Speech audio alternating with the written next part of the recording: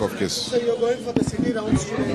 BJP is time and again criticizing after the visit. Let them criticize. They don't have anything to do. We are trying to correct their faults.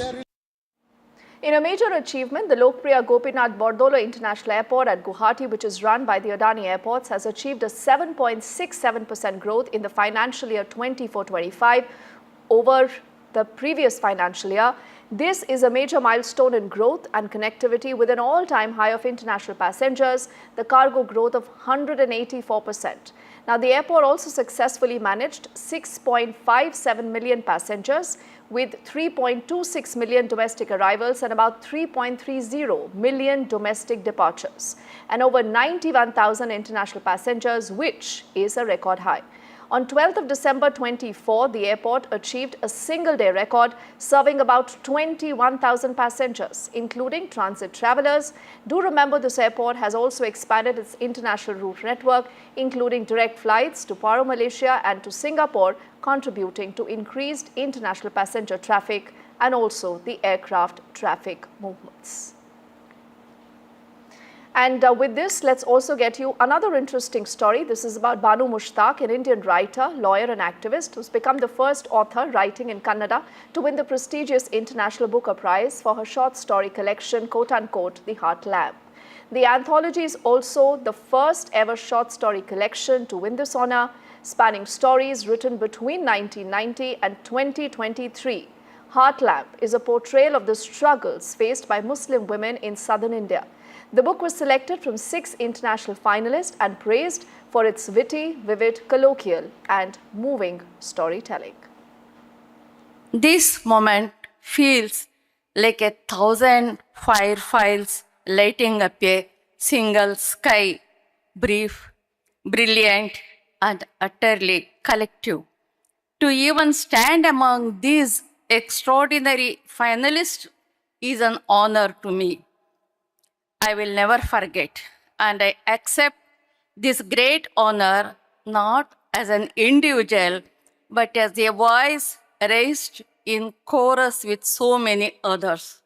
It's a very exciting and a momentous and a very joyous event for all of us, not just for us as a family, but for all the Kannadigas. We were very anxious till the last moment yesterday because along with her works, there were 5 other international works that were competing, each with its own unique traits. But we're very happy that Kannada work has won and it has touched the readers across the globe. And with this, it's a wrap on this edition of the news. Thank you so much for your time. But don't go anywhere. Our news and updates and our top stories coming right after this quick break.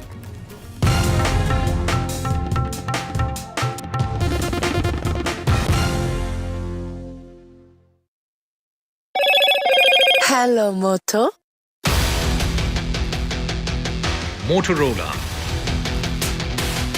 India's leading AI smartphone brand.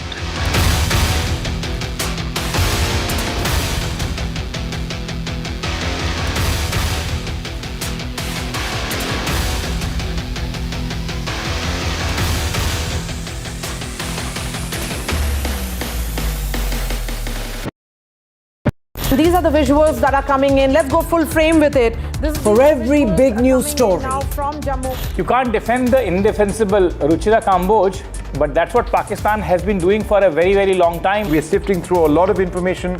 Some is right, some is not right. But I think we are India right tunes in to NDTV. In fact, on NDTV, like we've been doing for the last few hours, we've been for fast, clear and credible news. We've also been, busting a lot of misinformation that's been coming in. When I was standing on the road, I saw these lights going off in the sky, and I could hear where credibility sounds of like comes what sound first. like blasts happening. When Pakistan started shelling and first shell landed here, you can see this. Well, we have reached at ground zero and this village is NDTV. First, fast, factual.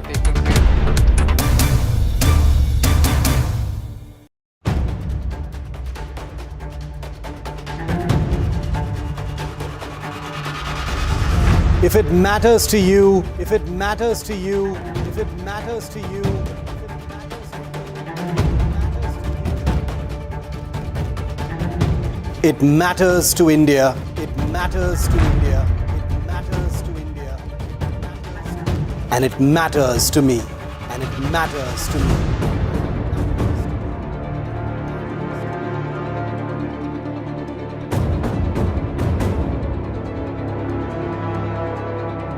India Matters with Shivaru, only on NDTV 24/7.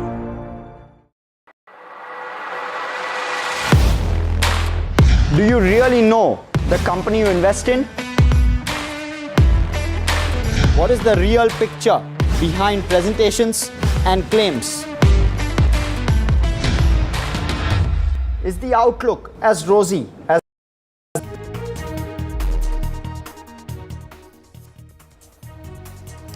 Hi there, a very good evening. You're watching NDTV 24/7. My name is Kitty Behel. In this edition at 5, we'll get you all the latest news and updates from across the country in the next 1 hour. Big developments coming in on the Tamil Nadu sex scandal. We understand the DMK has expelled its worker who's been accused of his wife of grooming girls, young girls, and forcing them to have sex with political leaders. All right, more news coming in from Bengaluru also. We will get you that in just a bit. Let's start with the headlines first. DMK worker accused of grooming girls and forcing them to sleep with politicians expelled by the party. Huge controversy has erupted. A woman's body was found in a suitcase in Bengaluru. This is near the railway bridge in Bengaluru. The body was found.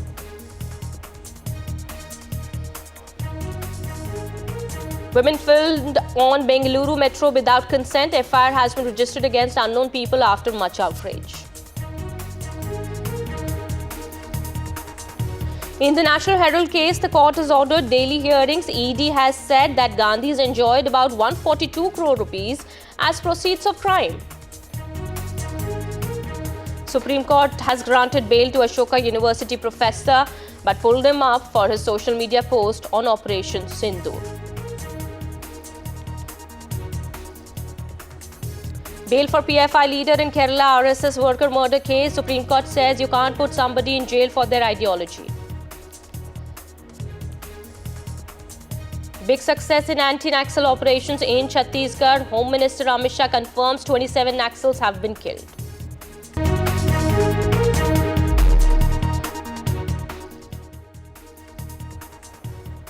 Our top focus this hour in a big development. The DMK has expelled its youth wing leader after his wife filed a police complaint accusing her husband of subjecting her to sexual and physical abuse. Well, the DMK youth wing leader's wife also alleged that he even coerced other young women into having sexual relations with the political leaders. Well, the woman in her complaint has said that Devasyal assaulted her, broke her phone and boasted that no action would be taken against him. She has alleged that the man told her to sleep with men he shows them.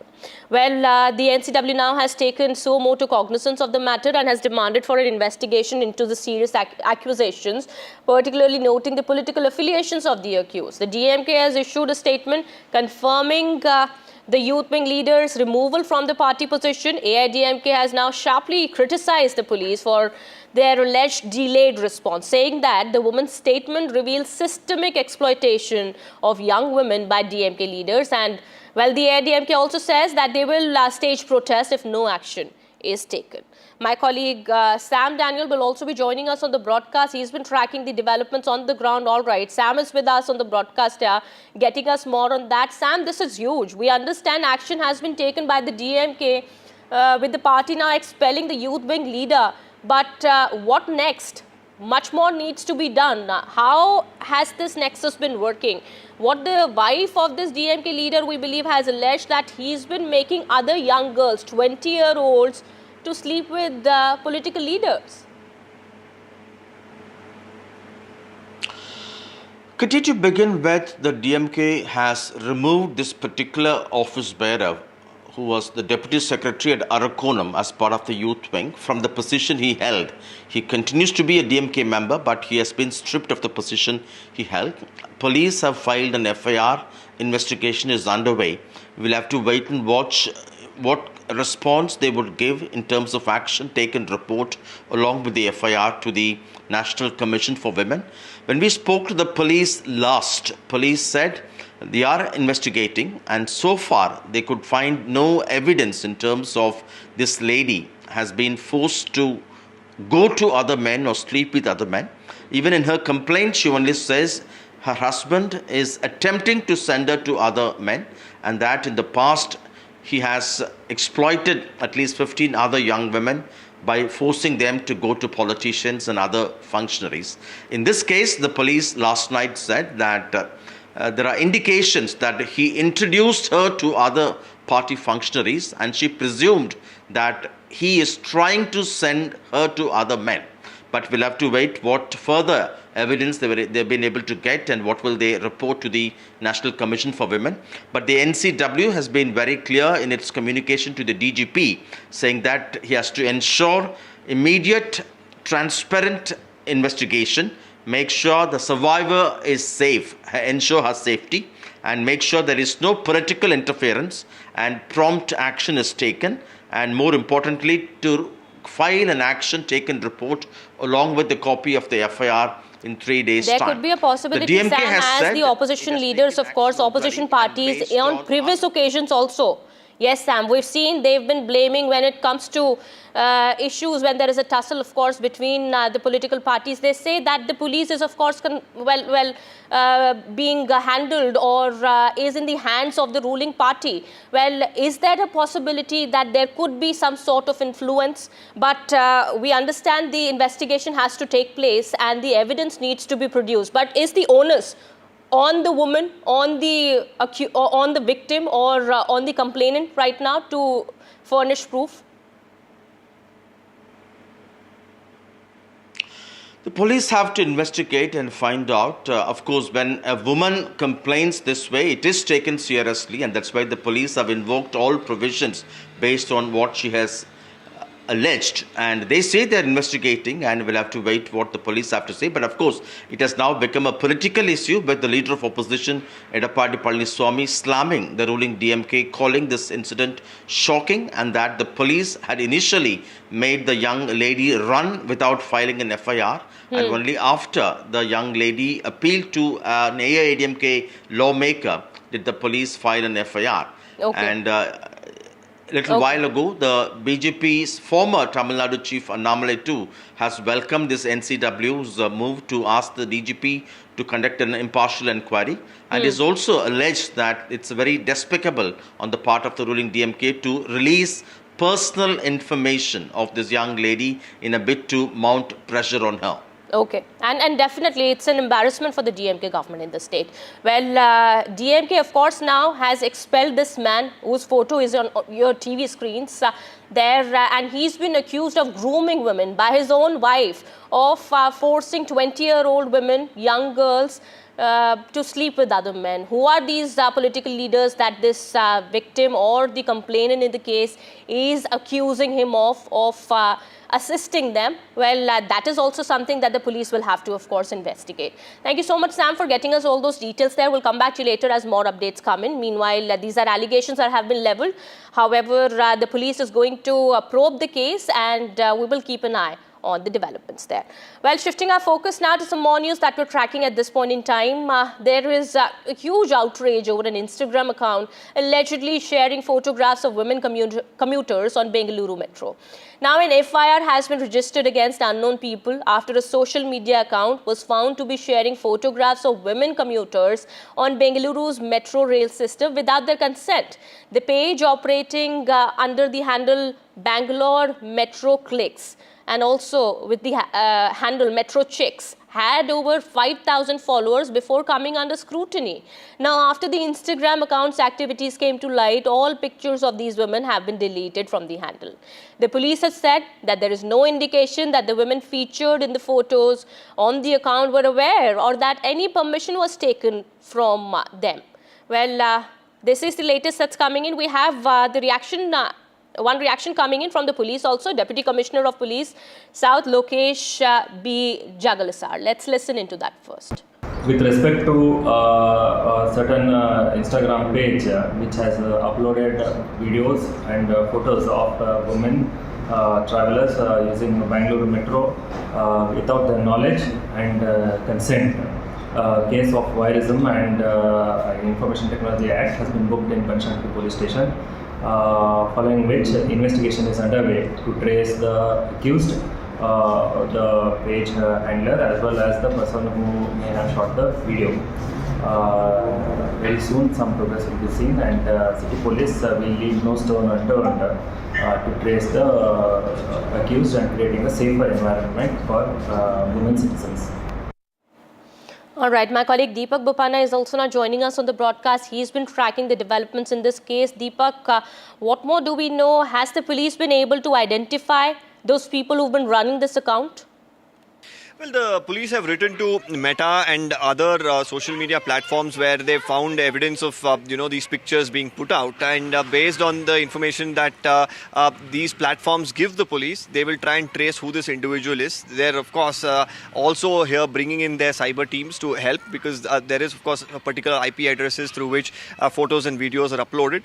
So using that technology as well, the police will try to ascertain which location were these pictures shared from. If you look at the content that was really shared. Now, of course, all the pictures have been deleted from that particular page, but most of the photos and videos were from the Bengaluru metro. This individual seems to have captured them while he was boarding the train, while inside the train, getting off, and they're obscene pictures. And clearly, in most of the cases, that there is no consent taken from the people, and that's where the police believe that this was a fit case for an FIR to be registered. And as of now, the FIR is on an unknown individual. As soon as the police find out who this individual was, they'll try to ascertain why he was doing this, if he has done similar things in the past, if he has other accounts, if this was being shared on other social media platforms, or was it just Instagram. All right. Thank you so much, Deepak, for getting us all those details there. The investigation is underway in this case, we understand, and more details are awaited. N.S. Napinay, founder of Cyber Sathi and senior advocate of the Supreme Court, also joins us on the broadcast here. Thank you so much, ma'am, for speaking to NDTV. What's your first reaction? What's really shocking here is that I must point out that now, of course, the photos have been deleted after the page came under scrutiny. But before that, there were about 5,000 people who were following this account and looking at those photos that were shared on that account. Well, those photos, of course, were taken inside the metro without any consent of those women. They were perhaps not even aware. That is what the police has also said. What do you say, ma'am? See, convenience is always one of the strongest enemies of privacy. The day they put mobile cameras on mobile phones, you already knew that your privacy was at stake. And that women are an easy target, they are soft targets, again, is a given. I think now it's really critical for public to know that such acts are criminal, they can be prosecuted and punished. And this case, I hope, will bring more clarity to this, and this is not the first of its kind. We have already seen people attempting to put women's photographs up for auctions, and now here is a situation where you're offering something as a voyeuristic process. So we have seen these kind of cases happen physically to each one of us as individuals. I've seen it as a lawyer and as a cyber sathi. So it's really worrisome that most people lose their moral compass when it comes to digital spaces. Should there be a law to take care of this, to take care of such crimes? Is there any law in place to take care of such things? Absolutely. So let's not be deluded into thinking that these are new age crimes and therefore laws still have to evolve. When you come after women, when you're, committing violations against women, rest assured that you will find a remedy. You will be punished under some section or the other. There are sufficient provisions under existing laws which protect us against such actions. The issue, however, is should we have a specific law with respect to what is the kind of photography that should be permitted or not on in public spaces. I'll just give you one quick feedback in terms of how the law functions.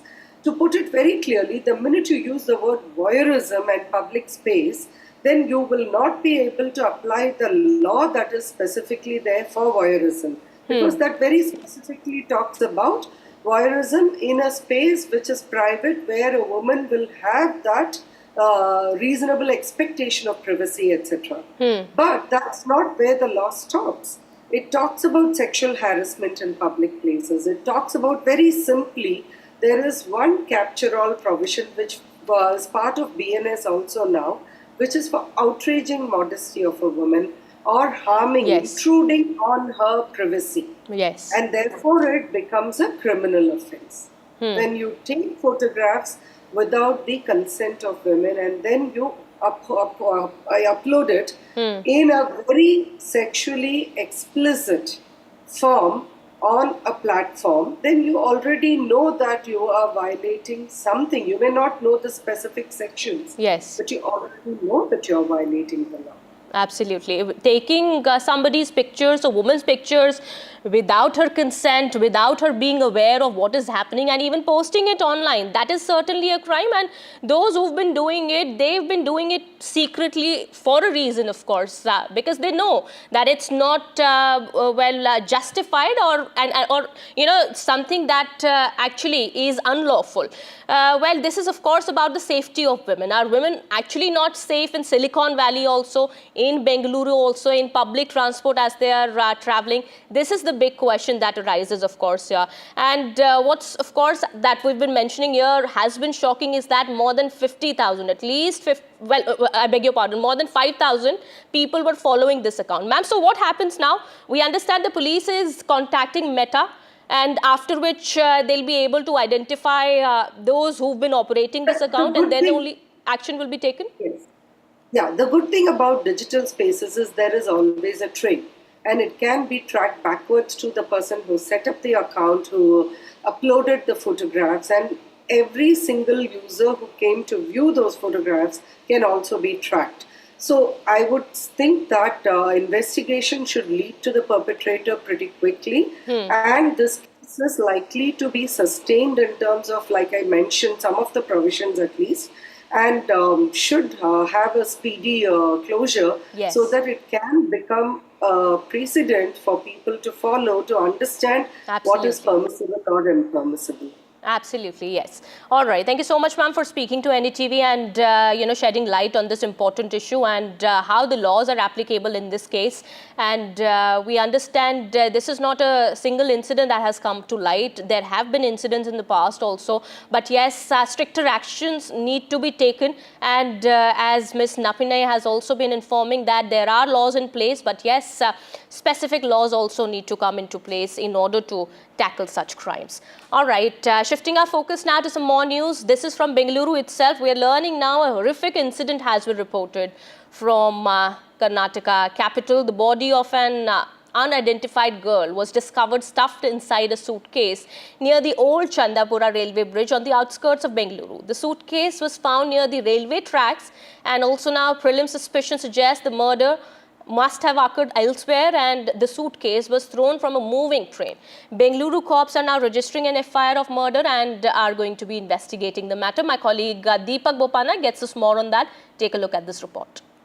Well, in the past few months, we've seen some ghastly crimes against women. This probably can classify as one of the most gruesome here. A woman murdered, it looks like, packed into a suitcase, and then the suitcase itself dumped near that Chandapura railway bridge.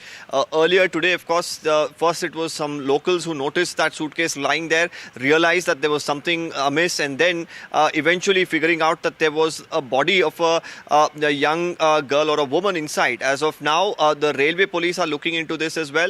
Meanwhile, we should also note that this falls under the Bengaluru rural police limits. So right now, the cops too are right now investigating this case. Now we should understand that if this is a matter where a person traveling on a train actually brought in the suitcase and threw it there, that will be a whole different case that needs to be investigated, and then the railway police will have to really get involved to try and ascertain where this man got into the train, where he got off, what was the modus operandi. At this point in time, because a body has been found, the Bengaluru rural police have registered a case.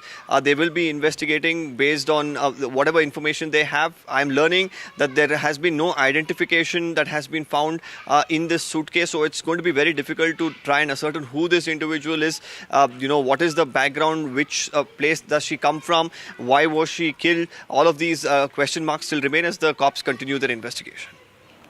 All right, we'll keep an eye on the developments there on this story that we're tracking. Meanwhile, some news that we're tracking from Tamil Nadu. In yet another flashpoint in the language tussle between the centre and Tamil Nadu government, the state has filed a petition before the Supreme Court against the centre for allegedly withholding funds after the state government decided not to implement the new education policy. It has accused the centre for blocking funds worth 2,151 crore rupees because Tamil Nadu did not implement the national education policy. Well, the DMK government is opposing the national education policy that recommends a 3-language formula under which students learn a 3rd language besides English and a regional language. The Tamil Nadu government has alleged that the 3-language formula attempts to push Hindi in the southern states. However, the centre has completely rejected these allegations. All right, we have reactions coming in from the DMK as well as the AIDMK. Listen in. Joining us now, the spokesperson of the ruling DMK in Tamil Nadu, Mr. Saravanan. Saravanan, thank you very much for your time. The Tamil Nadu government has moved the Supreme Court, challenging the centre withholding funds to the tune of 2,152 crore rupees for Samagra Shiksha program. What are the key prayers? See, we want this 2,229 crores to be given to us with interest. We want to ensure that the NEP is not implemented in the state of Tamil Nadu. We also want that declared illegal and unconstitutional. Unconstitutional. The way the union government is acting. See, every time the Prime Minister waxes eloquence about cooperative federalism, we want the Chief Minister, Mr. Narendra Modi. The Prime Minister, Mr. Narendra Modi, does not augur well for the states' rights. Whereas the Chief Minister, Mr. Narendra Modi, was fighting for the rights of the state governments. He fought against the governors. He fought against the unequal distribution of wealth. He called his Gujarat a beggar state. Should we come with the begging ball? Now the tables are turned. The Chief Minister, M.K. Stalin, had earlier said that state would fund these programs irrespective of the centre giving or not. Is it now hurting the state that you are seeking a court direction? See, 2,291 crores is not a small change. It's a substantial sum. Imagine the kind of difference it will make on the lives of the students. How is it affecting? No, that's what. See, there will not be no upgradations. If you want to implement any scheme, if you want to enlarge any ongoing institution, so it's got a lot of implications. Imagine... Salaries are difficult? See, salaries we will manage because it is non-negotiable. It has to be paid. But imagine 2,291 crores for a year is withheld, how detrimental it will be for the welfare of the students. So that is what we are saying. BJP is a party which is against the interest and welfare of the people of Tamil Nadu. They don't want Tamil Nadu flourishing at any given chance. There can't be more dumbest action from the DMK. A state which has borrowed more than 10 lakh crores is trying to file a case against the central government for 2,150 crores, while well within the ambit. The clause taken is RTE, right to education. Can MK Stalin confirm and affirm that this right to education is followed in the minority institutions across India or even in Tamil Nadu? Nobody knows who is guiding MK Stalin. This is the dumbest move ever. State which is borrowing lakhs and lakhs of crores is pleading to the central government for 2,150 crores. It's a governance issue. At one side they say that we are willing to open Navodaya schools which follows NEP. On the other side they say no, we are against NEP. All right, so the ADMK clearly saying it's the DMK that's playing politics over the issue and they need to back down. Meanwhile, a day after NDTV accessed the Calcutta High Court report on Murshidabad violence, the BJP today hit out at TMC over the revelations that TMC leaders were involved in the violence in Bengal. Well, the TMC meanwhile has said that we've already given compensation to the victims and these are just provocative statements or politics that is being played out by the BJP. कि एक कुल मिलाकर इसमें बताया गया कि total of 113 houses were damaged and they even fled to Malda. जो ये कहने का प्रयास किया गया था कुछ नेताओं के द्वारा कि ऐसा तो कुछ खास हुआ ही नहीं, कोई महत्वपूर्ण कोई ऐसी उल्लेखनीय घटना नहीं हुई, ये बात बिल्कुल साफ सामने आई कि 113 जो हाउसेस थे वो पूरी तरीके से विध्वंस हुआ और लोगों को वहां से पलायन करने पर बाध्य होना पड़ा। मुर्शिदाबाद लेकर बीजेपी डार्टी पॉलिटिक्स कर रहे हैं। ये जो रिपोर्ट है ये कंप्लीट है या नहीं है, ये हमारा लीडरशिप एनालाइज करने के बाद हम लोग बताएंगे। लेकिन भाजपा जो कर रहे हैं, ये अहमद मालब्बो और भाजपा लीडर जो कर रहे हैं, देखिए मुर्शिदाबाद का जो घटना है वो बुरा इंसिडेंट है, हम लोग सब लोग कंडेम किया। और उसके बाद ममता बनर्जी ऑनरेबल सीएम और एडमिनिस्ट्रेशन पुलिस जो करना था ममता बनर्जी कर दिया। क्यों? देखिए, एक तो जो क्रिमिनल है उसको पकड़ा गया और चल रहा है ये प्रोसेस। 2, कंपनसेशन, जिसका मौत हुआ है वो फैमिली, जिस लोग इंजर्ड हुआ है उसका फैमिली, जिसका दुकान और घर का कोई डैमेज हुआ है उसका फैमिली, पूरा कंपनसेशन के जो काम वो चल रहा है, सरकार कर दिया है। Well, the report highlights how the police was absent from where the violence had occurred. It says that the victims had made phone calls to the police station, which is just about 300 meters away from where the violence had occurred, but there was no response. It also says how the local MLA who belongs to the ruling party of West Bengal had come to the place of occurrence and had returned, and vandalism continued. Also points out at how a local councillor had brought in men to carry out vandalism.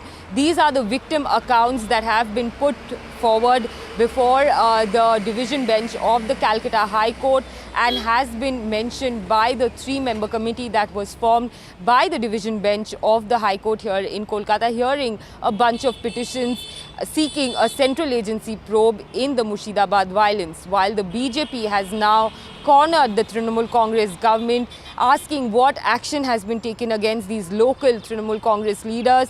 The TMC has countered that by putting the blame on the opposition party, saying that it's the BJP which has provoked the people there, and still saying that outsiders are responsible for what ensued in Murshidabad violence, which claimed 3 lives.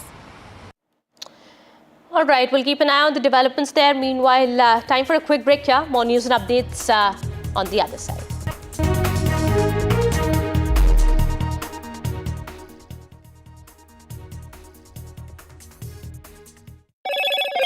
Hello, Moto. Motorola, India's leading AI smartphone brand.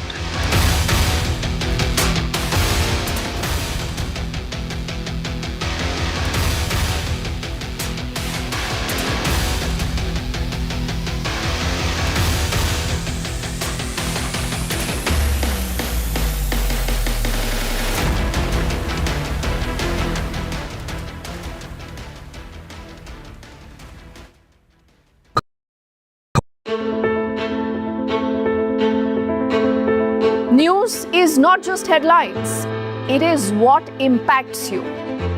And news should never be mistaken for noise. What matters is the reality. Accurate, in-depth, and with the right perspective. For over 20 years, I have been a journalist, and never has clarity mattered more than now. At Newsnight, we go beyond the surface. We dissect the details, challenge the narratives, and bring you the unparalleled clarity you deserve in a world clouded by misinformation. We are bold, we are direct. Newsnight, for the news in your interest. Only on NDTV 24/7. In today's interconnected world, India's voice is more crucial than ever. When India speaks, the world listens. At NDTV World, we are that voice, bringing you intelligent and insightful news from India and beyond. From geopolitics and diplomacy to economic shifts, migrations, tech disruptions, and the stories of our diaspora. We cover the news that shapes our global future. NDTV World, your new home for global news, is here.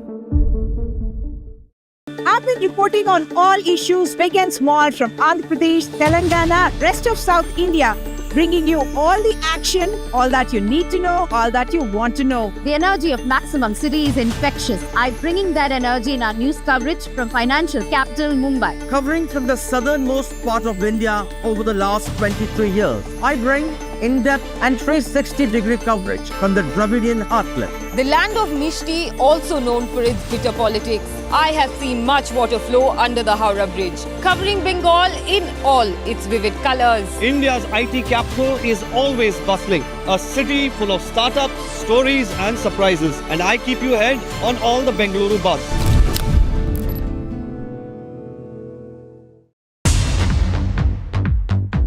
More news that matters. Big exclusive.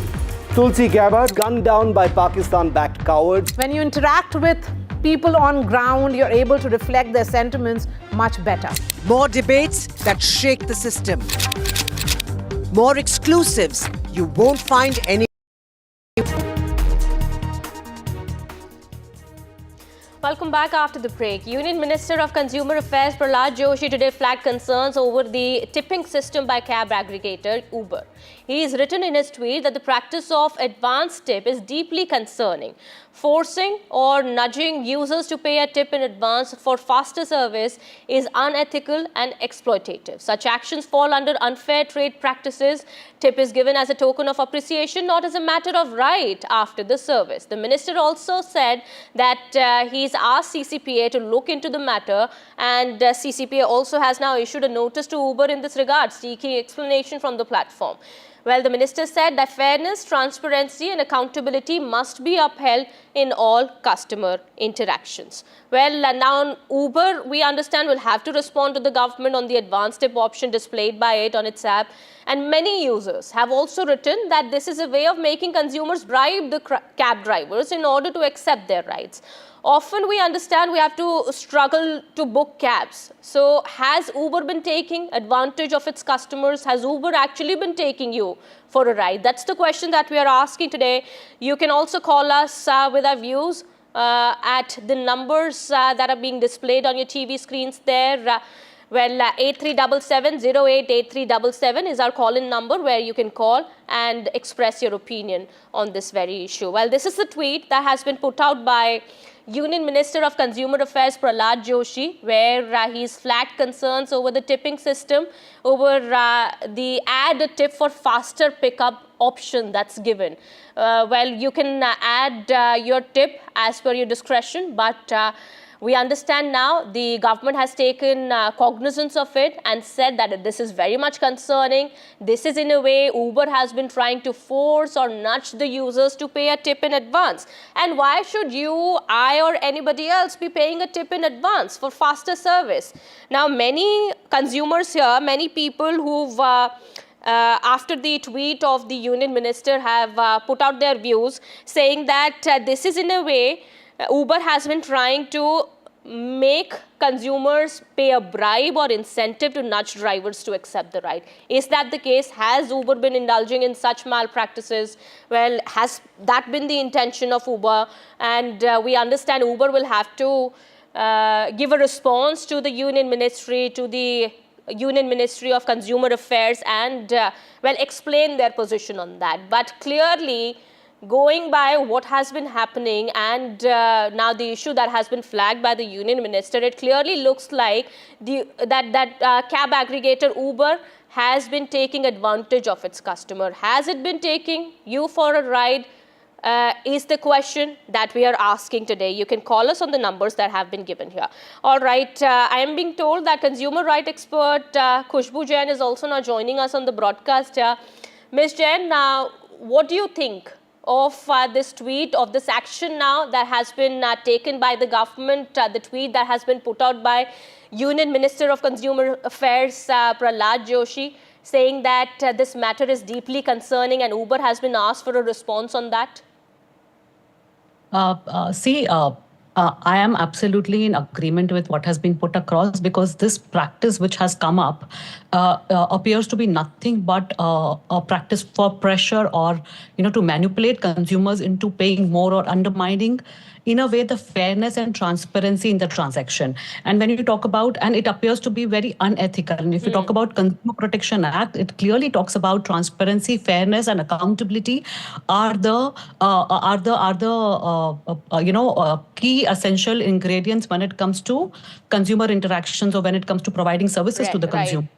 And this brings in significant risk when it comes to market power with the digital platform. And that's where I think the tweet and the notice that has been issued comes in an aspect which says that you cannot have a scenario where you create a service which is precondition for a better or a faster service, for a service which you have to, as it is, render. And this will be more of a bribery, if one has to put across, a forceful bribery, or a forced upon aspect of tipping, whereas tipping, the concept of tipping worldwide is being very different, is considered differently, but misusing this aspect of tipping in a manner to nudge the customers to pay, or force them to pay to have services. There would be a scenario where you will have to use Uber for places to go for a meeting, or for catching a flight or a train, where time is an essence, and that's where you'll be forced upon without choice. So not giving them choice and forcing upon them today at this scenario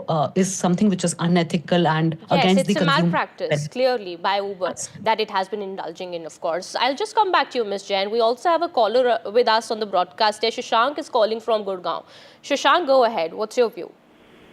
My view is it is not just the tip, but even it depends on the handset you are using. You know, a person for the same destination, if he uses Apple phone, and another one using the plain Android phone, the rates are different. Yes, that's there. That issue we've raised, Shashank. But what do you think about the action that is being taken by the government, and how Uber has been displaying this, this tipping option of 50 rupees, 75 rupees, or 100 rupees before you book a cab? Unethical, absolutely unethical. Because then what happens is we try to use other apps like Ola or Rapido and so many others now. So then that's what I parallelly open all these apps and see whichever is giving the best rate. I go with that. Okay. All right. Thank you so much for calling us. We also have another caller with us. Sundar from Bengaluru is joining us on the broadcast. Mr. Sundar, please go ahead. Madam, good evening. Say, when we hail this Uber, Ola or Namayatri, which is prevalent in Karnataka, the problem is, as soon as we go to the app for booking, it says 20, 30, 40, 50 for tipping the driver, and we do not know who has authorized what is called transport agents to have these features without anybody's consent, or it is illegal and unethical, madam. Okay, all right. Thank you so much for calling us and sharing your views with us. Well, we will have more callers joining us on the broadcast in just a bit. Meanwhile, this is the issue that we've raised today, that whether Uber has been taking you for a ride by displaying that option, by making you force to pay a tip. Either it's 50 rupees, 75 rupees, 100 rupees, it doesn't really matter. This is, in a way, indirectly bribery or incentive or bribery, whatever you may want to call it, to the cab drivers in order to pick your ride. Many a times this happens that you and I, or anybody would try to book a cab, maybe early in the morning, late in the night, we want to go home or we want to go to our office or anywhere. Well, you're not able to get rides, you're not able to get cabs, but Uber is specifically displaying this system, this option of paying your drivers well in advance a tip. Is that some sort of bribery that Uber is indulging in? Well, also we have another caller with us on the broadcast. DS Prakash, I understand, from Bengaluru is calling us. Mr. Prakash, go ahead. Yeah, ma'am. Actually, it's not going to the driver. Actually, it is charged by Uber itself in the other side way. They are trying to induce their fares or increase their fares in the other way around, saying that it's a tip for the driver. Actually, it's not a tip for the driver. It is a company who is making this profit. Okay, this can be taken as a consumer court, saying that these are is a practice which is against business ethics. Well, this is what I want to say. This is unethical, and this is a malpractice that Uber has been indulging in, and that is something the government has taken note of. Let me go across to another caller, Anil from Bengaluru. Mr. Anil, go ahead. Good evening, Kitty. Just I wanted to intimate that this is not a tip. This is in the name of the tip. They are extortioning the money, and especially during the peak hours, they are charging exorbitant prices. This is what I wanted to say. Absolutely. All right. That's the issue that we are raising at the moment. We understand Union Minister Prahlad Joshi in that tweet himself has put out that now the government has asked the CCPA to look into the matter, and notice also now has been issued to Uber in this regard, and they've sought explanation from the platform. Also, let me go across to my guest Khushbu Jain once again. Ms. Jain, one of the callers here on our show has raised this important issue, the point that has been raised, that this money actually is not for the driver. It's actually going to the company in the name of, faster ride or a pickup that you may be asking for or you may be paying for. This whole profit that goes is to the company, not really to the drivers. They anyway get less than half of, the total amount consumers usually pay to the drivers at the end of the ride. I think that's where we have to wait, and that's where the response has to come from the Uber to get in more clarity. But if what you're saying is exactly happening, then this is purely a malpractice that under the garb of putting a name as tip, you are having another source of income which is coming in, which is unethical per se.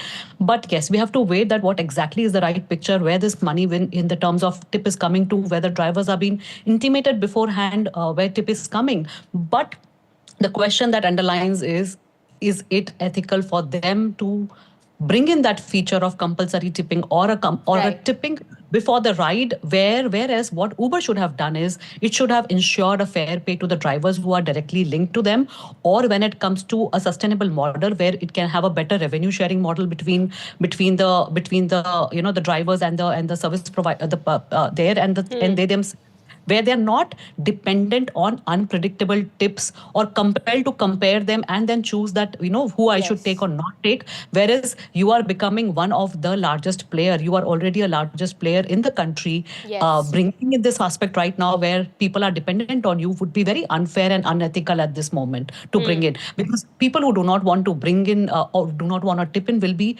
very unfairly treated by either a model by Uber or if it's been given exercise to the drivers, then they would be choosing people who are tipping better. And that's an unfair way of doing it. You can increase your pricing, you can have a better share, you can pay your drivers better, little more, but put the responsibility on the consumers where they will be left with nothing but, forced upon to tip at the start would be absolutely unethical.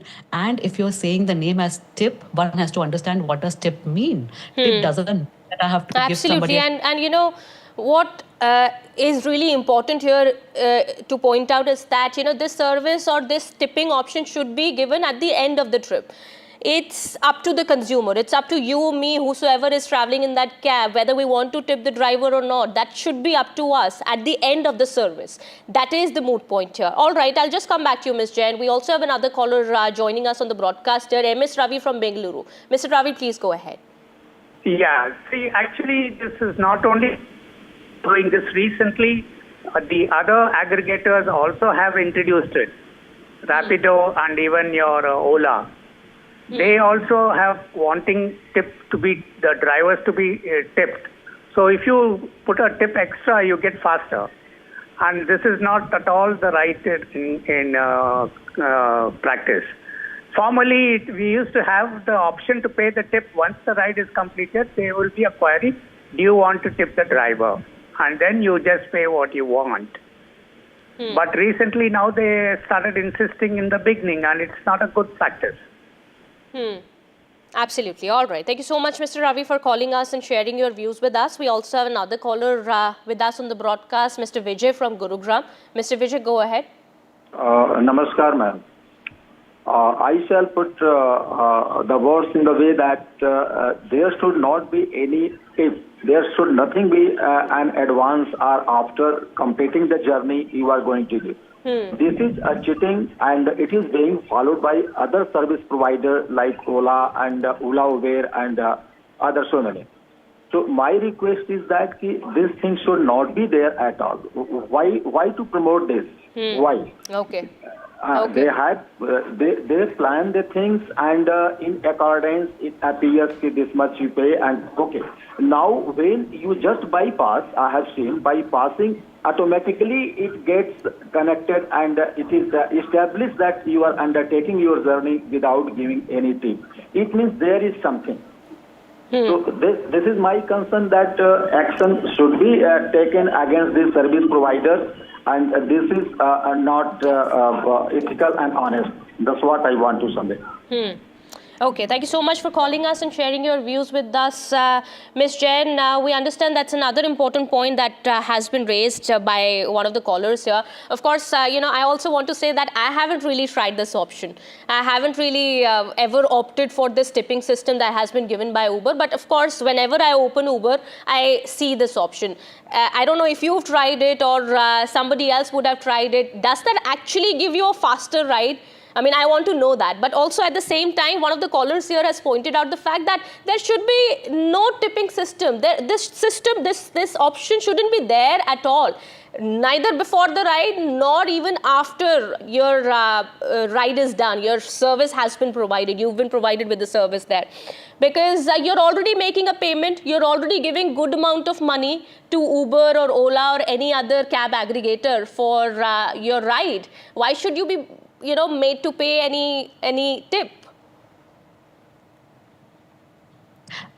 In a way, I would agree with you, and that's where I was closing my last point, that the whole aspect of tipping itself is something which is very flawed and very colonial, if I have to put across, because when you tip somebody, you put them at the mercy of your money, and you put them at the level which is below you. Yes. So why, for the services that they're offering, give them that respect, give them that fair pay and the money sharing aspect for which they're providing their services?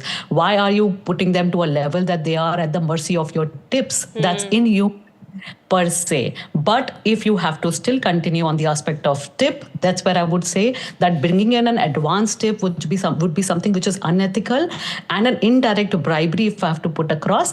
Rather, Uber as a service provider or as a platform or an aggregator should bring in a better sharing model or better pay to their drivers and should not transfer its liability on consumers like you and me, who will be put at the mercy of better tipping so that they can get a better service or a timely service.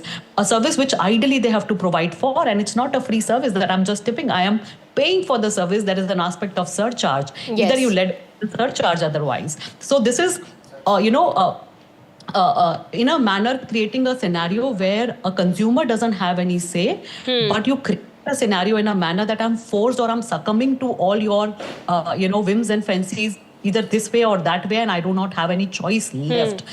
And absolutely, this scenario created is absolutely unethical and unfair at this stage to bring in. Absolutely, all right. But collectively with every other rider in place, and I think that's where we need our Consumer Affairs Ministry to step in and bring in. Well, they've actually asked for a response from Uber on that, and if there are any other cab aggregators who've also been indulging in the same practice, they also will have to face action, as many callers who've been calling us have been pointing out to the fact that it's not just Uber, there are other companies also doing the same. So let me get us more callers here. Prateek Bose from Hyderabad is now calling us on the broadcast. Mr. Bose, go ahead. What's your view?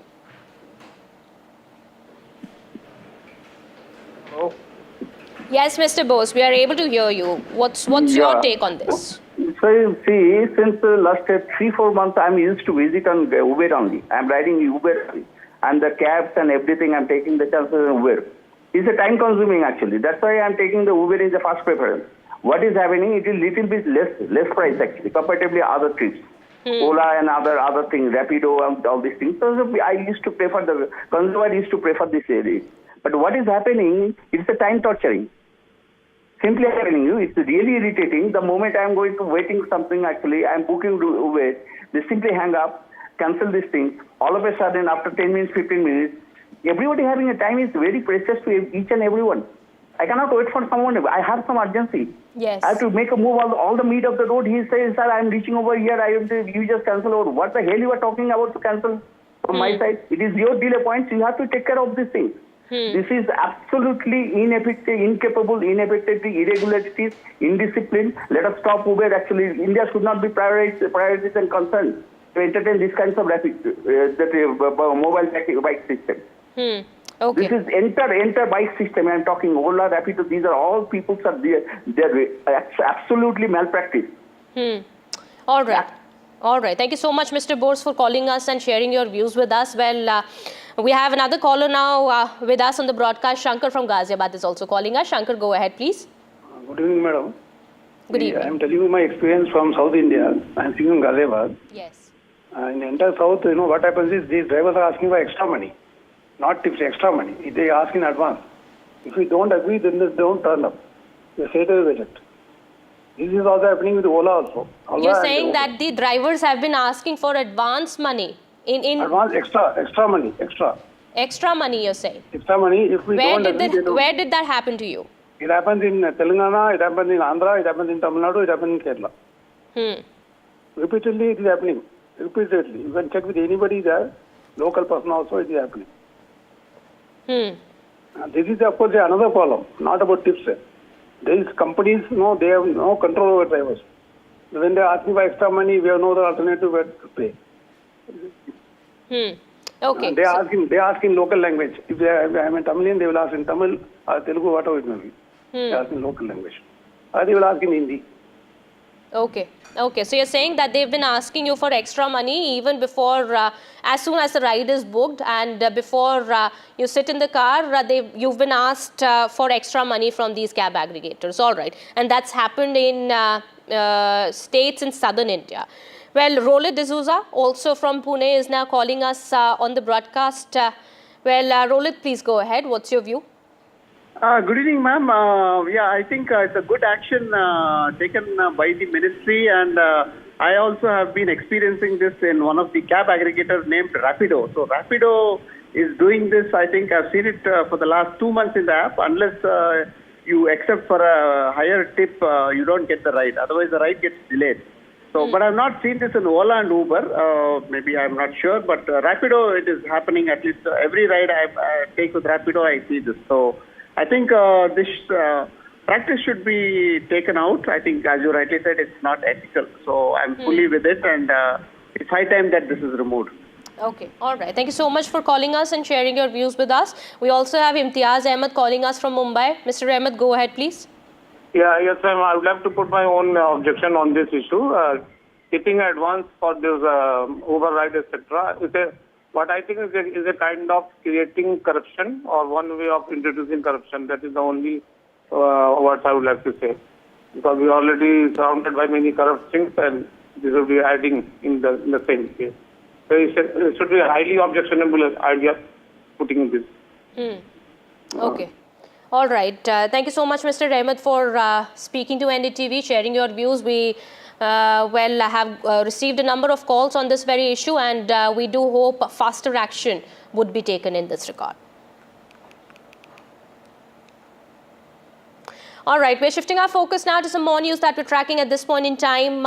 As India's Operation Sindoor Global Outreach starts today, delegation led by Sanjay Jha left for Japan this morning, while the second delegation led by Shrikant Shinde will be leaving for UAE at 9 p.m. tonight. The delegation will leave for foreign capitals to convey India's strong stand against Pakistan-sponsored terrorism, and my colleague Vasudha has spoken to DMK MP Kanimoy, who's leading a multi-party delegation to Russia, Spain and Greece. Listen in. India's massive diplomatic exercise begins from today with multi-party delegations spanning across the country. One of the MPs leading one of those important delegations is Kanimoy of the DMK. Ma'am, you're going to Russia, one of the time-tested allies of India. How do you feel about this diplomatic exercise and your own, what is your expectations from this? We are being sent at a very important moment, and India needs to explain itself to the world, because Pakistan is trying to set a very different narrative, far from the truth, and I think it is important that we set the record straight and explain what has really happened. And we have been subjected to cross-border terrorism, and it's not the first time. We've lost, of course, 26 lives. It's not a small thing. And even before that, we know that many incidents like this have happened, and we've suffered so much because of that. So it is time that we explain to the world that this cannot continue. We cannot tolerate terrorism. We cannot accept it in silence. We have to resolve this. Kani ma'am, you're going to very important countries. Greece is particularly important because of what's going on with Turkey. Russia, obviously, because it's our oldest ally. How are you preparing for a visit like this? Of course, we've been briefed, and I'm also, all of us are definitely, we've been keeping tab of what has been happening, and I understand that it is a very important responsibility, and representing my country, especially at a point like this, is a very important responsibility, and I will carry it forward, and I will do it to the best of my ability. My last question, some political parties in the opposition did feel that there could have been more trust and confidence building. The parties could have been approached instead of leaders themselves. You've been a vocal critique of the government, but you're also part of this diplomatic exercise, making it clear that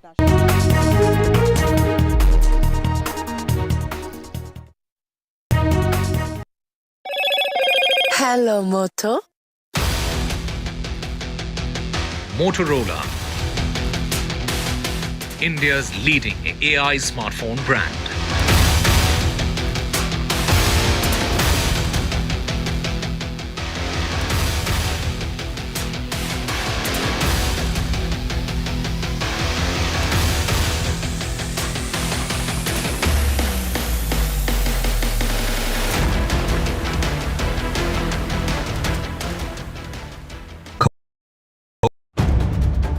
If it matters to you, if it matters to you, if it matters to you,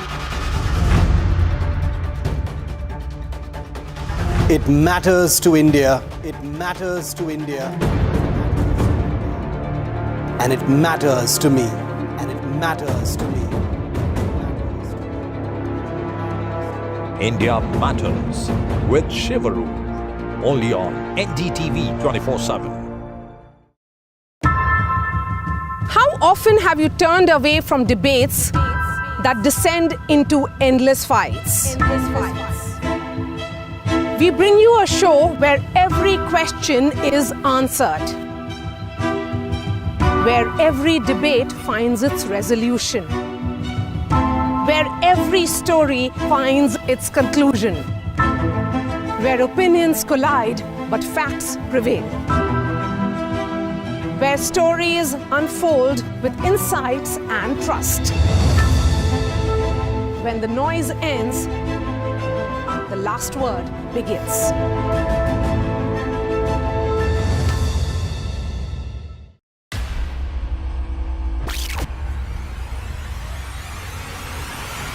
The last 1 month, if you see, the share prices of Genzol Engineering has fallen more than 58%. Why are the rating firms calling the debt payments as default? We have two credible credit rating agencies on March 4th coming and downgrading the stock to D. Statements are consistently being proven wrong, and transactions are being taken place which are different from what they were originally pictured to be.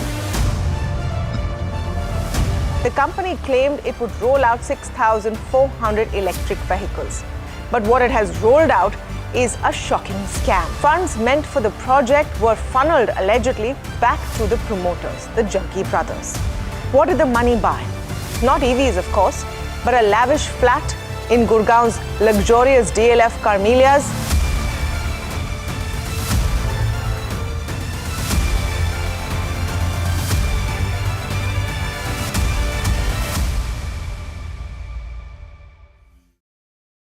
These are the visuals that are coming in. Let's go full frame with it. For every big news story, From Jammu. You can't defend the indefensible Ruchira Kamboj, but that's what Pakistan has been doing for a very, very long time. We are sifting through a lot of information.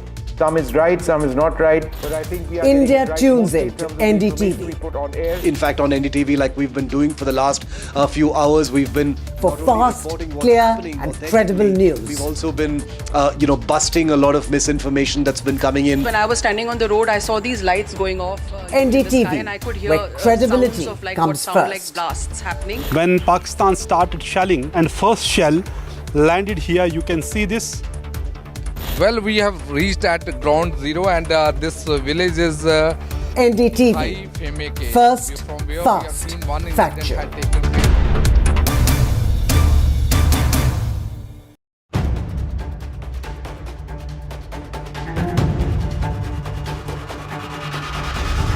If it matters to you, if it matters to you, if it matters to you.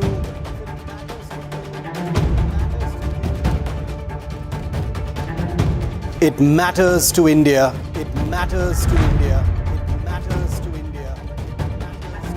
And it matters to me. And it matters to me.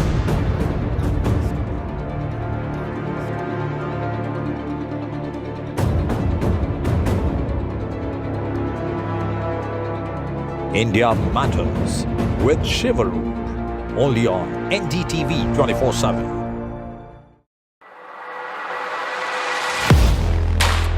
Do you really know the company you invest in? What is the real picture behind presentations and claims? Is the outlook as rosy as the company claims?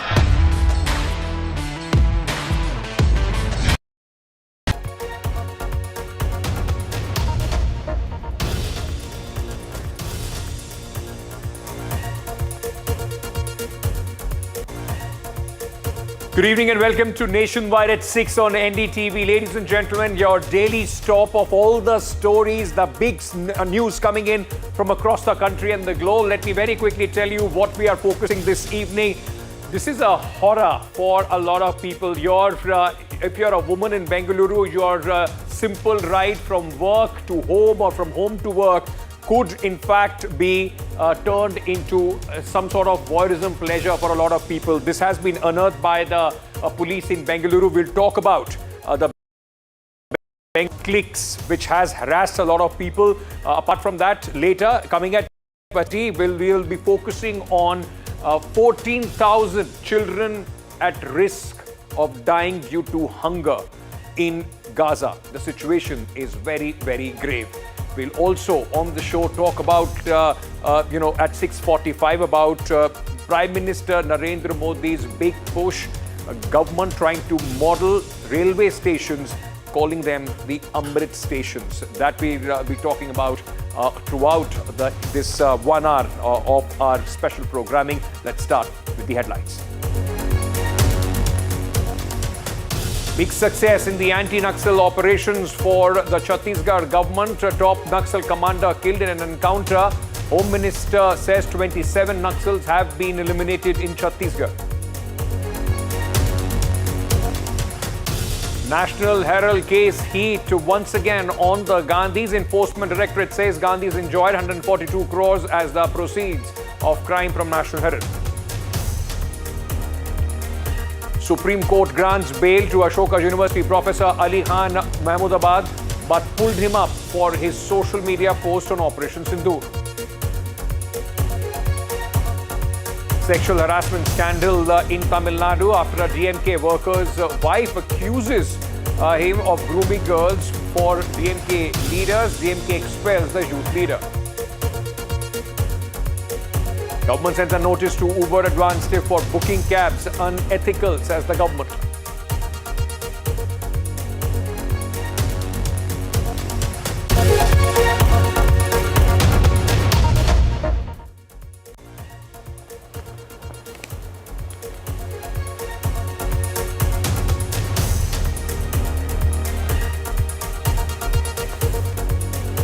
We are starting with the big success that the government, in fact, of Chhattisgarh has announced. The central government also, in fact, announcing with the Home Minister saying that a very important encounter, the anti-Naxal operations that took place in Chhattisgarh, in fact, as many as 27 Naxalites have been killed, including Basav Raju, top leader, Naxal commander, a 70-year-old man who was carrying, in fact, a bounty of 1 crore rupees, ladies and gentlemen.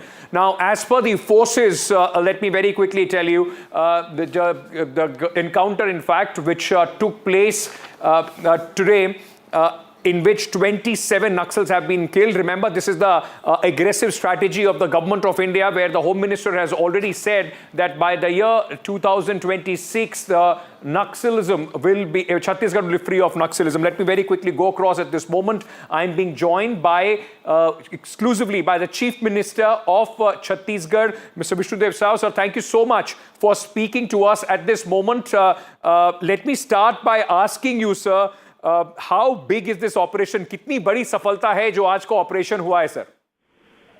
ये बहुत इसके लिए हम DRG के जवानों को बहुत बहुत धन्यवाद करते हैं, उनके साहस को नमन करते हैं। लगातार ऑपरेशन हो रहे हैं, लेकिन अभी का जो ऑपरेशन है सबसे बड़ा ऑपरेशन है। इसमें इनका महासचिव बसव राजू, इसको हमारे जवानों ने मार गिराया है। इससे नक्सलियों का बहुत मनोबल गिरेगा, उनकी एक तरफ से कमर ही टूट गई है और आगे आत्मसमर्पण करने वालों की भी इससे संख्या बढ़ेगी, काहे कि इनका एक बड़ा स्तंभ गिरा है। सर, ये जो लगातार जिस तरीके से एंटी नक्सल ऑपरेशंस चल रहे हैं छत्तीसगढ़ में, हमने देखा इस साल के अंदर कई बड़ी सफलताएं मिली हैं। कई ऐसे इलाकों में अब सुरक्षा बल पहुंच पा रहे हैं जहां पर इससे पहले सोचा भी नहीं जाता था कि नक्सलियों को वहां पर जाके चुनौती दी जा सकती है। उसको आप किस तरीके से पूरी स्ट्रैटेजी को देख रहे हैं? देखिए, तो डबल इंजन की सरकार है, इसका भी लाभ है। और हमारे यूएचएम साहब, हम लोग सरकार में आए हैं तब से कई दौर उनका छत्तीसगढ़ आना हो गया है। जवानों के साथ मिले हैं, कैंप में गए हैं, उनके साथ भोजन किए हैं, उनके साथ बातचीत किए हैं, तो मनोबल उनका बहुत हाई हुआ है। और हम लोग भी बीच बीच में मुलाकात करते रहते हैं। हम भी एक कैंप में एक रात रुके थे।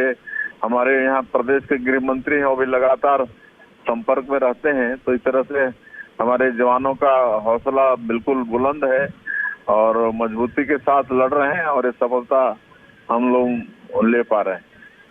ये जो सुरक्षा बलों का ऑपरेशन है, उसके साथ साथ जिस तरीके से कई इलाकों में अब स्कूल्स खुले हैं, सड़कें भी पहुंची हैं, जो एक डेवलपमेंट का पुश है, आपको लगता है उसका वो भी एक बड़ा फैक्टर है इस तरीके के एंटी नक्सल ऑपरेशंस में सफलता का? बिल्कुल बिल्कुल, ये भी है। अब लगातार सुरक्षा कैंप खुल रहे हैं, तो नियत एलान की योजना हम लोग चला रहे हैं। आपका सुनता हूँ योजना, उसके तहत सरकार की जो भी योजनाएं हैं सबको उन गांव तक पहुंचा पा रहे हैं। अभी तक 100 से ज्यादा गांव में सड़क, बिजली, पानी, वहाँ राशन कार्ड, आयुष्मान कार्ड, ये सब पहुंचा रहे हैं। और एक सरकार के प्रति में जनता का विश्वास बढ़ा है, विकास उन तक हम लोग पहुंचा रहे हैं। इसलिए तो ये भी सफलता में ये भी एक कड़ी है। मैं अंत में, before I let you go sir, मैं आपसे एक सवाल और ये पूछना चाहता हूँ। गृह मंत्री जी ने कहा है कि 2026 मार्च तक देश को नक्सलिज्म से बिल्कुल मुक्त कर देंगे। आपको लगता है कि वो अचीवेबल है? जिस तरीके की अभी सक्सेसेस मिल रही हैं, ये कर पाना संभव होगा? बिल्कुल संभव होगा, मुझे पूरा विश्वास है। जिस तरह से 1.5 वर्षों में हमारे जवान मुस्तैदी के साथ नक्सलवाद के खिलाफ में लड़ रहे हैं, मुझे पूरा विश्वास है कि हमारे माननीय प्रधानमंत्री जी और माननीय गृह मंत्री जी का संकल्प पूरा होगा। Chief Minister of Chhattisgarh, Mr. Vishnudev Sai, sir, thank you so much for speaking to us here exclusively on NDTV. A big success, ladies and gentlemen, for the security forces in Chhattisgarh, where 27 Naxals have been eliminated in an encounter, and a top Naxal commander has also, in fact, been killed, giving a huge blow to the Naxal operations in the state. Thank you, sir, for speaking to us. Moving on, ladies and gentlemen, to Bengaluru at this moment. As I said, imagine you yourself, your sister, your wife, your girlfriend, whosoever, just in the most inane task of traveling in the metro or traveling anywhere for work, for studies, for anything. How that can be turned into an absolute perversive exercise by some people, those who are absolutely deranged. And I'm talking about this metro chicks. This is an Instagram page which was made where some, pictures, and I don't want to describe these pictures of women, just going through in their daily lives in the Bengaluru metro. These pictures, ladies and gentlemen, were put on this Instagram page, which has over 3,997 followers. In fact, some say even 5,000 followers. This was being, without their consent, without their knowledge, all these pictures were being clicked and randomly being put all across. Women were filmed in Bengaluru metro, and the visuals were shared on this Instagram account, which was gaining popularity as far as Bengaluru is concerned. This pervert page owner, in a suo motu action by the Bengaluru police, has now been booked. FIR has been filed against him for these voyeuristic photos of women. This had more than 5,000 followers and fans, but it begs a very, very important questions. Women, are they not even safe in the most inane task of traveling from one place to another? Should there be now more checks and stringent laws to deal with this menace? Unsuspecting women taking the metro in Bengaluru, being stalked and preyed on by voyeurs.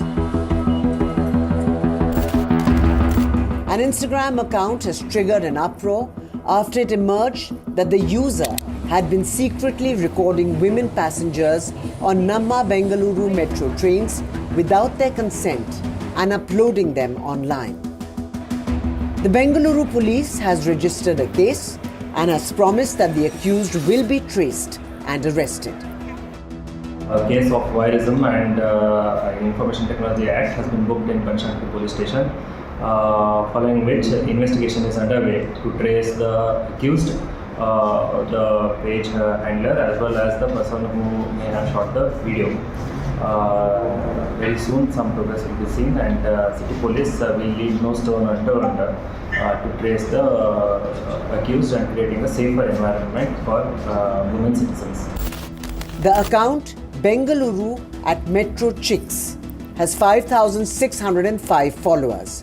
Some of the videos carry texts on them, such as "Finding beautiful girls on Namma Metro," and have disturbing clips of women being followed and filmed without their knowledge. A user who came across the account shared it on X and tagged Bengaluru police, urging them to take action against the pervert. Police have written to Meta and other social media platforms where they found evidence of these pictures being put out, and based on the information that these platforms give the police, they will try and trace who this individual is. They're of course also here bringing in their cyber teams to help, because there is of course a particular IP addresses through which photos and videos are uploaded. So using that technology as well, the police will try to ascertain which location were these pictures shared from. If you look at the content that was really shared. Now, of course, all the pictures have been deleted from that particular page, but most of the photos and videos were from the Bengaluru metro. This individual seems to have captured them while he was boarding the train, while inside the train, getting off, and they're obscene pictures. And clearly, in most of the cases, that there is no consent taken from the people, and that's where the police believe that this was a fit case for an FIR to be registered. And as of now, the FIR is on an unknown unknown individual.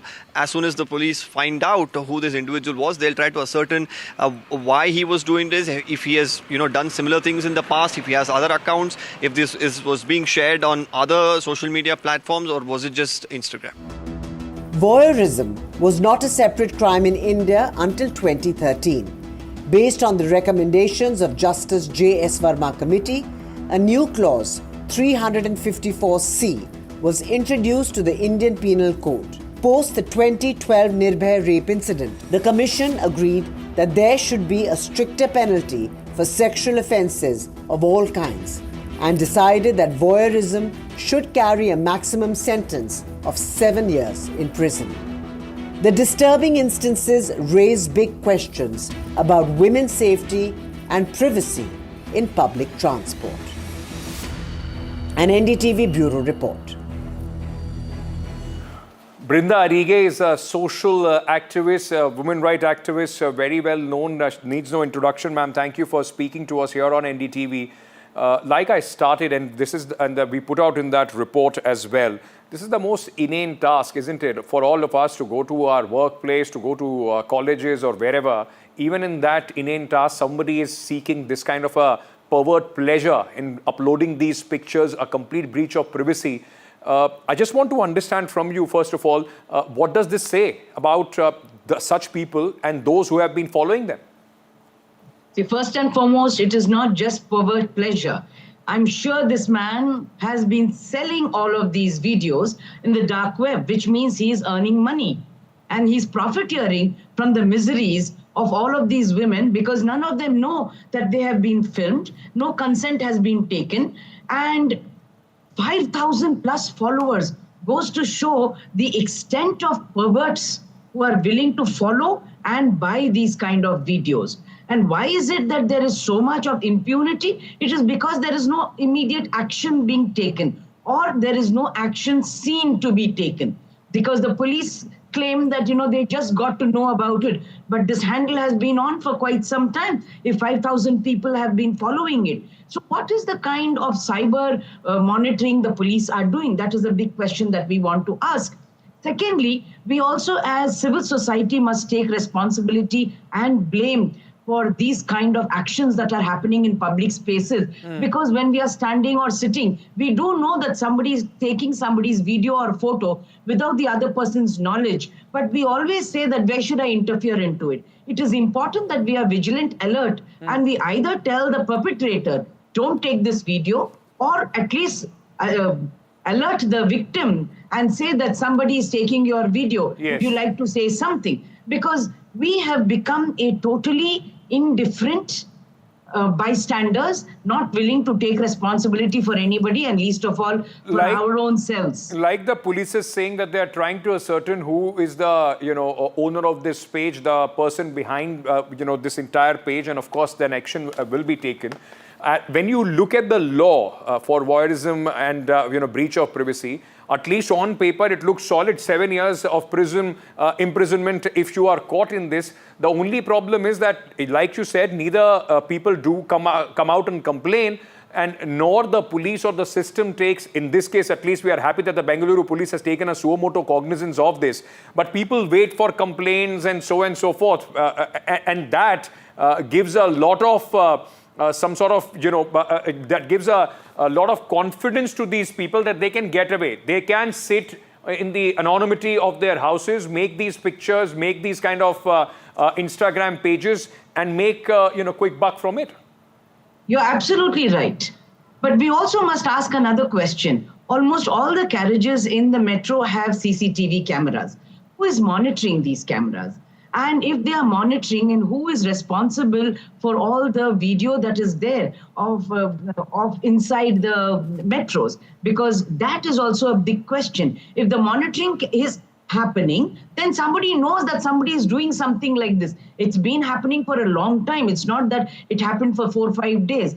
So that monitoring needs to be questioned. And another thing, we have not heard anything from the metro officials. Yes. No confidence has been instilled for the crores of women who are traveling. And like you pointed out, such an inane thing, already struggling to get the metro, going to job on time, reaching their space, their workspaces in time, returning back home, worried about what happened at home or in the job. And today somebody has to be worried about who's filming them.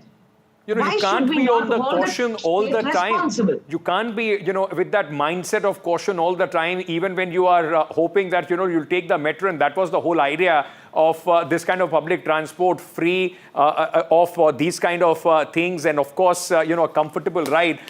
It also has, you know, gives you, it puts you on that some sort of a mental, you know, tension and burden that you have to be on the go, on the check, always on the caution, even while you are traveling. I just want to also very quickly get a word in from you about this whole mindset of trying to get followers. You know, this whole game of clicks and followers. This is also one example of that. You're right, this is an example of that. But then the deeper issue over here is knowing that this handle has been showing videos or photos which are inappropriate without the consent of the person. Why do we want to be getting these kind of people who influence perversion and violence on women? Because this is the primary step. You see all of these kind of videos, all of this perversion, and then it's kind of pornography, voyeurism of course, but pornography, and joining somebody and following them. One part of it is the follower itself. Absolutely. The other is somebody asking that I am being an influencer. Yes. An influencer who has no responsibility, moral or ethical responsibility towards anybody. That is what is more dangerous, because we don't know where it's going. Absolutely, and I think it's time, and there is a continuous debate with not just this, but other influencers as well. Is there a moral code of conduct, and also by law, some code of conduct that should come in to try and see what are the red lines that these so-called influencers cannot cross? And ladies and gentlemen, Mr. Dige, thank you so much for joining us at this moment. Don't be among those 5,000 followers. You know, it could be somebody you know also who could feature in these pictures. You won't like it. You won't like following any such account if it comes to your family. So, you know, if you see something like this, flag it up. Make sure it's shut down. Thank you for joining us, Mr. Dige. Let me move on to the other top story that we are tracking at this moment, ladies and gentlemen. A day after NDTV accessed the Calcutta High Court report. And remember, it was here on Nationwide at 6 yesterday. We showed you this damning report of the Calcutta High Court panel, which in fact exposed the glaring lapses in the Murshidabad violence. It was here yesterday. We broke this story. The BJP has now taken this as a big ammunition to hit out at the TMC. Over the TMC leaders, because this report said that there were some local level TMC leaders, including the councillor and the MLA, which were in fact involved in this violence. The TMC leaders' link has now blown into a big political slugfest. कि एक कुल मिलाकर इसमें बताया गया कि total of 113 houses were damaged and they even fled to Malda. जो ये कहने का प्रयास किया गया था कुछ नेताओं के द्वारा कि ऐसा तो कुछ खास हुआ ही नहीं, कोई महत्वपूर्ण कोई ऐसी उल्लेखनीय घटना नहीं हुई, ये बात बिल्कुल साफ सामने आई कि 113 जो हाउसेस थे वो पूरी तरीके से विध्वंस हुआ और लोगों को वहां से पलायन करने पर बाध्य होना पड़ा। मुर्शिदाबाद लेकर बीजेपी डार्टी पॉलिटिक्स कर रहे हैं। ये जो रिपोर्ट है ये कंप्लीट है या नहीं है, ये हमारा लीडरशिप एनालाइज करने के बाद हम लोग बताएंगे। लेकिन भाजपा जो कर रहे हैं, ये अहमद मालब्बो और भाजपा लीडर जो कर रहे हैं, देखिए मुर्शिदाबाद का जो घटना है वो बुरा इंसिडेंट है, हम लोग सब लोग कंडेम किया। और उसके बाद ममता बनर्जी ऑनरेबल सीएम और एडमिनिस्ट्रेशन पुलिस जो जो करना था ममता बनर्जी कर दिया। क्यों? देखिए, एक तो जो क्रिमिनल है उसको पकड़ा गया और चल रहा है ये प्रोसेस। दो, कंपनसेशन, जिसका मौत हुआ है वो फैमिली, जिस लोग इंजर्ड हुआ है उसका फैमिली, जिसका दुकान और घर का कोई डैमेज हुआ है उसका फैमिली, पूरा कंपनसेशन के जो काम वो चल रहा है, सरकार कर दिया है। Joining us with more details on this. Remember, she broke this story first here on NDTV when she accessed this report yesterday, and we broke it and got to the big details yesterday on Nationwide at 6. Shreyasi, very quickly, what the TMC, in fact, I think, all right, can we fix that audio? I think she's not able to hear us. We'll just fix that line with Shreyasi and, go back to her. But ladies and gentlemen, this report has some very, very serious damning allegations about the councillor, the local councillor who, according to this report, in fact, led the miscreants on 11th of in fact, the day when this violence started. The local MLA turned a blind eye to what was happening in his area. The police was largely absent. Shreyasi is back with me. Shreyasi, as I was telling our viewers, this was broken first by you when you accessed this report yesterday on NDTV, of course being followed on all across media today. But the fact remains, like the TMC in their defense was saying, that compensation has been given. The question is not of compensation, but of dereliction of duty and the involvement of local TMC leaders. What action against them? Well, that's right. And the victims, some of the houses are still being reconstructed. Of course, the state administration was completely pushed into action to ensure that those houses that were completely damaged is rebuilt. Chief Minister Mamata Banerjee has also given her assurance to the residents of Jangipur district who were affected due to these communal clashes that everything that they have lost will be given back to them. But they're still living in fear is what the petitioners have told the High Court. Now, this particular report was submitted by the High Court panel after visiting the violence-hit areas of Murshidabad and speaking to victims. Their accounts have been put in this 16-page report before the High Court panel. It was submitted indeed in a sealed cover, but then the High Court judge had opened the sealed cover and then distributed it amongst the petitioners, which makes it a reportable report. And this report goes on to highlight the scale of and intensity of violence that had broken out in Murshidabad, and more importantly, the role of the police, which was completely missing on ground, where victims have told the panel that frantic calls were made from the village, but there was no action taken by the police. The BSF continues to be deployed in Murshidabad district. It's been over a month since the violence, and the victims are only asking for one thing. They want a permanent BSF post in that particular village, considering that they feel once the BSF leaves the area, they will be attacked again, because they have seen these miscreants from their neighboring villages. They know who these people are. Right. But of course, as we have been reporting, the BJP and the Trinamool Congress slugfest continues. Well, remember, 2026 is when Bengal goes to polls, and this is going to be a very, very important issue, at least in the run-up to the election. Thank you so much, Shreyasi, for joining us with all those details. Moving on, ladies and gentlemen, the Enforcement Directorate on Wednesday told a Delhi court that Congress MP Rahul Gandhi and his mother and former party leader Sonia Gandhi enjoyed around 142 crores in proceeds of the crime when the central agency attached properties of 751.9 crores linked to the National Herald case. A Delhi court on Wednesday said it would hear the National Herald money laundering case against Rahul and Sonia Gandhi, among others, on a daily basis, from July 2nd to 8th. Remember, this has been, in fact, going on for quite some time, while the Enforcement Directorate now would be put on test on whether they can prove their allegations against the Gandhi family. पहले दिन से हमने कहा है कि national Herald case के तार केवल दो व्यक्ति से जुड़े हैं, सोनिया गांधी और राहुल गांधी। और आज जो नई इन्फॉर्मेशन आई है, जहां 142 करोड़ का जो इनकम है वो उनके लिए बताया जा रहा है, वो इस बात की पुष्टि करता है। पहले दिन से फॉल्स बुक एंट्री के जरिए 50 लाख देकर 90 करोड़ का जो कर्ज है उसको माफ करवाना और नेशनल हेरल्ड के तकरीबन जो है हजारों करोड़ों का जो प्रॉपर्टी है उनका, उसको हथियाना, ये सब जो है सब के प्रणेता राहुल गांधी और सोनिया गांधी है। और मैं आशान्वित हूं कि आने वाले समय में इतने पुख्ता प्रमाण ईडी के पास हैं कि आज नहीं तो कल राहुल गांधी इस पूरे केस में जेल जाएंगे। My colleague Sunil Prabhu joins me with more details on this case. Sunil, what has been the reaction of the Congress party? And as we have been discussing, this has been going on for a very long time, for many years now. When the hearing starts, of course, the onus will be on the Enforcement Directorate to prove beyond doubt the charges that they have put against the Gandhi family.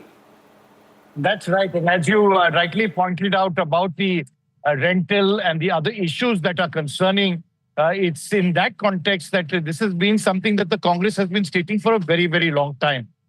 Be that as it may, Mr. Abhishek Singhvi, the lawyer for the Gandhis as well as for the Congress party, has asked for time, and that's going to take place in July. So it's going to be a long, drawn-out process, as you rightly pointed out, and a lot will have to be proven whether this actually fits under the PMLA, because even if you see the judge's query, just changing from one company to another, does that make who's the owner? Is it the fact that the Congress workers who donated the money have actually been aggrieved or not? Because these are some things that they had to do since National Herald had become a defunct paper and had really more liabilities than assets. And it's in that backdrop that they try to revive and pay the staff, which had not been done so. So these are long drawn-out battles. It's going to take a long time. And this is just the beginning. And as you rightly said, it's taken 5 years to go. It will probably take a few more decades. I don't know whether it will happen in our lifetime, but definitely a long process in this entire exercise. Well, one thing is very clear, like Sunil said, it will take a lot of time, but the politics on it will continue unabated. Ladies and gentlemen, make no mistake about it. Thank you so much, Sunil, for joining us with all those details. We are slipping into a very short break at this moment, coming back with much more on the other side. Gaza is the top focus at 6:30. Stay tuned.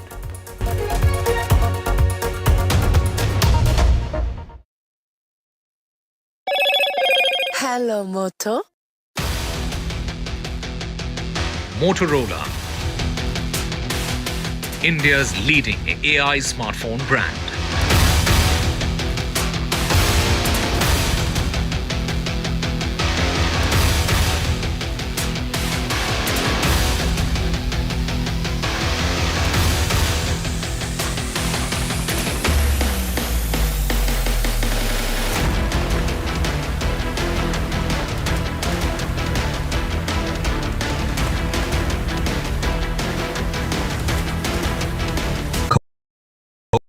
That's huge.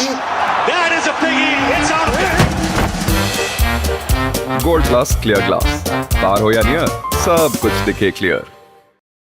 In today's interconnected world, India's voice is more crucial than ever.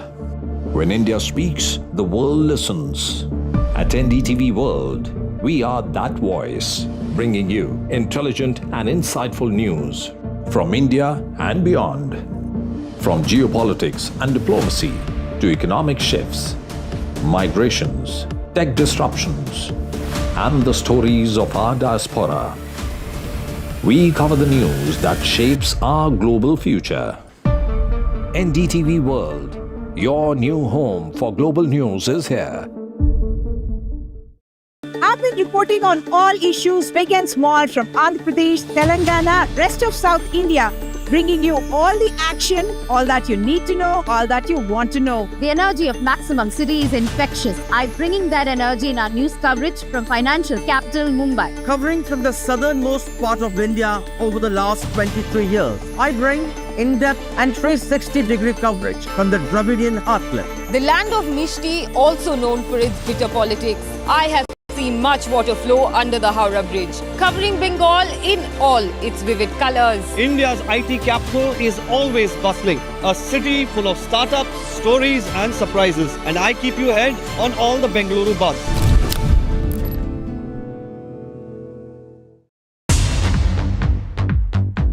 More news that matters. Big exclusive.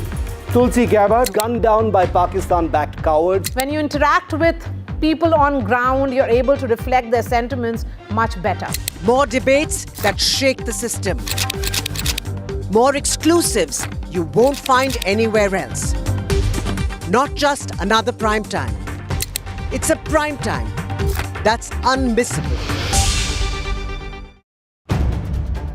If it matters to you, if it matters to you, if it matters to you, it matters to India. It matters to India. And it matters to me. And it matters to me. India Matters with Shivaru. Only on NDTV 24/7. How often have you turned away from debates that descend into endless fights? We bring you a show where every question is answered, where every debate finds its resolution, where every story finds its conclusion, where opinions collide but facts prevail, where stories unfold with insights and trust. When the noise ends, the last word begins.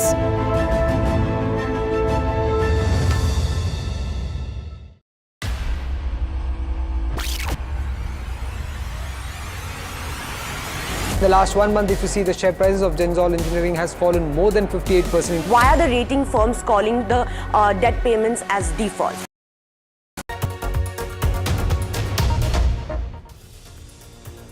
Big success, ladies and gentlemen, for the security forces as 27 Maoists have been eliminated in Chhattisgarh, including a top commander who was carrying more than 1 crore reward. I spoke just a short while back exclusively to the Chief Minister of Chhattisgarh on this big event. Let's take a look.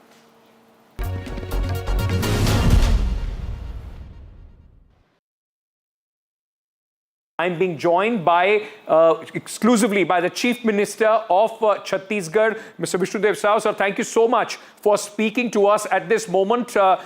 Let me start by asking you, sir, how big is this operation? कितनी बड़ी सफलता है जो आज को operation हुआ है, sir?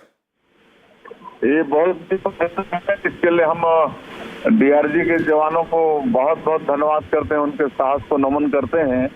लगातार ऑपरेशन हो रहे हैं, लेकिन अभी का जो ऑपरेशन है सबसे बड़ा ऑपरेशन है। इसमें इनका महासचिव बसव राजू, इसको हमारे जवानों ने मार गिराया है। इससे नक्सलियों का बहुत मनोबल गिरेगा, उनकी एक तरफ से कमर ही टूट गई है और आगे आत्मसमर्पण करने वालों की भी इससे संख्या बढ़ेगी, काहे कि इनका एक बड़ा स्तंभ गिरा है।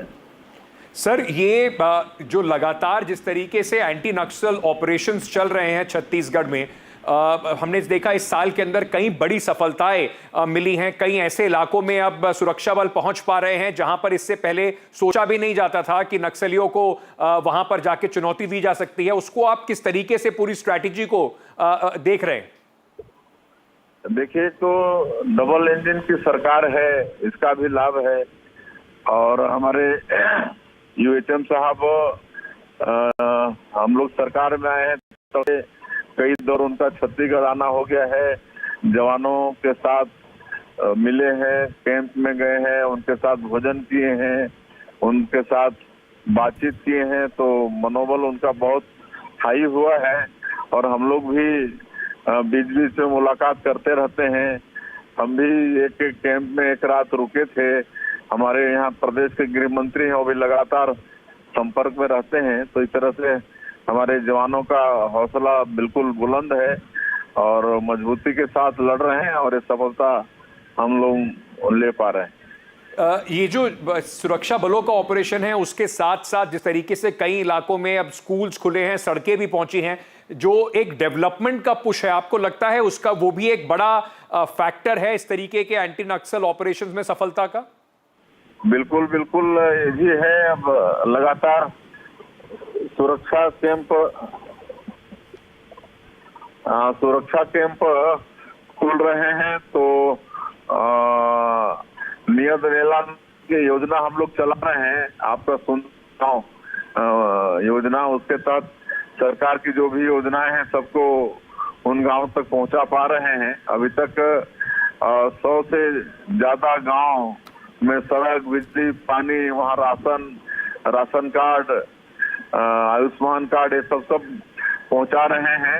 और एक सरकार के प्रति में जनता का विश्वास बढ़ा है, विकास उन तक हम लोग पहुंचा रहे हैं। इसलिए तो ये भी सफलता में ये भी एक कड़ी है। मैं अंत में before I let you go sir, मैं आपसे एक सवाल और ये पूछना चाहता हूँ। गृह मंत्री जी ने कहा है कि 2026 मार्च तक देश को नक्सलिज्म से बिल्कुल मुक्त कर देंगे। आपको लगता है कि वो अचीवेबल है? जिस तरीके की अभी सक्सेसेस मिल रही हैं, ये कर पाना संभव होगा? बिल्कुल संभव होगा, मुझे पूरा विश्वास है। जिस तरह से 1.5 वर्षों में हमारे जवान मुस्तैदी के साथ नक्सलवाद के खिलाफ में लड़ रहे हैं, मुझे पूरा विश्वास है कि हमारे माननीय प्रधानमंत्री जी और माननीय गृह मंत्री जी का संकल्प पूरा होगा।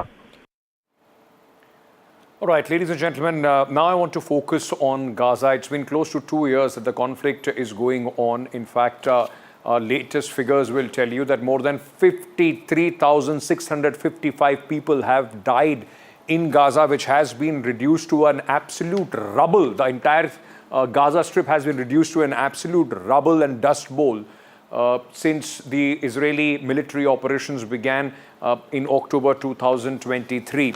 Now, the latest United Nations report has rung a very significant alarm bell. There are 14,000 children in Gaza, those who are on the verge of dying due to malnutrition, due to famine-like situations which are taking place because of the lack of food. Let me very quickly take you to the top 6 developments on this very big story that we are tracking at this moment. Israel, remember, has launched Operation Gideon's Chariot, a new operation which has been launched not only just in Gaza but also in West Bank as well. Development number 2, which is coming in at this moment on this story, is United Kingdom, France, Canada have condemned Israel's new operation, which has raised a lot of humanitarian concerns. Development number 3 on this at this moment, no humanitarian aid is entering Gaza amid the war. One truck, in fact, and which was seen as a drop in the ocean, kind of a situation. Look at the condition of the people there. Development number 4 on this has been that the United Kingdom has suspended trade deal with Israel. This has come as a big, in fact, censure as far as Israel is concerned. And, a lot has been spoken about this with the European Union and United Kingdom also coming out with very strict warnings as far as Israel goes. In fact, European Union is all set to review the trade ties with Israel. This is for the first time since October 2023 that things have come to this, in fact, situation or this point between Israel and Europe. Meanwhile, United States Secretary has said that population transfer still under discussion. Remember, at this moment, United States and President Trump have been standing steadfastly behind Israel, even when the United Nations says that this is a very, very serious humanitarian crisis that the Gaza Strip is looking at. Let me very quickly go across at this moment for more understanding for our viewers to Mr. James Barden, Arab and Middle East expert who is joining us at this moment. So thank you for speaking to us. Let me start by asking you, first of all, it's a very serious humanitarian crisis that has been flagged by the United Nations when it comes to 14,000 children possibly dying in the next 48 hours because of the lack of food and amenities. With the current situation, is the world doing enough at least to put pressure on Israel to at least avert this kind of, deaths in Gaza? I really don't believe so. I believe that countries such as England, France, Canada, they need to start moving towards diplomatic isolation of Israel. They need to be canceling visas, principally business, maybe even tourist visas. They need to start raising the stakes because Israel has already let the trade talks, that's just rolled off their back. As I was saying at another appearance, the sanctions, they hear about it all the time. They have individuals sanctioned on a routine basis. So they have really become very numb to these measures. And now we need to move to much more significant, much more shocking and attention-getting means. Like you are saying, let me probe you further on this with United Kingdom and European Union coming in and about these trade talks. But the fact is that they still supply arms to Israel and along with United States. Beyond is it even possible to put Israel on the back foot, or at least on some sort of a deal as far as humanitarian crisis in Gaza is concerned without United States backing it? Will the pressure from Europe be enough for Israel to rethink what they are doing at this moment? I think that a large enough number of international, or, if a large enough number of countries gather together, I think that the United States will eventually have to move in that direction with them.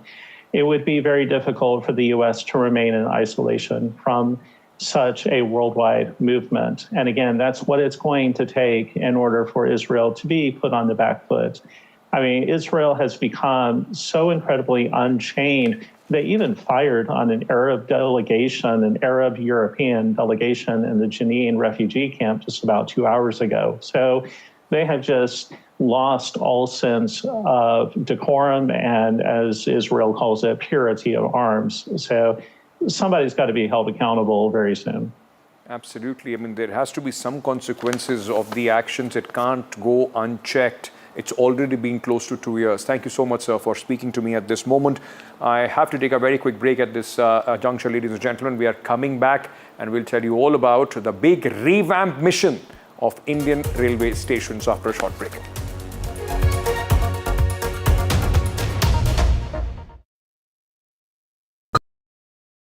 तू ही तो है जिसकी सच्चाई वाली clarity की वजह से मैं आज यहाँ हूँ। गोल्ड प्लस सिल्वॉक्सी मिरर्स, ऐसी क्लैरिटी कि आपको सिर्फ सच नजर आए, चाहे कितने भी साल बीत जाएं।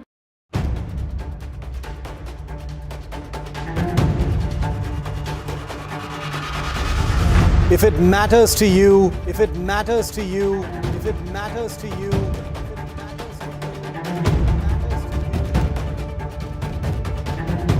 it matters to India. It matters to India. It matters to India.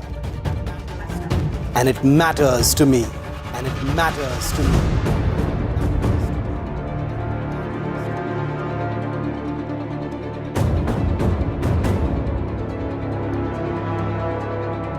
India Matters with Shivaru, only on NDTV 24/7.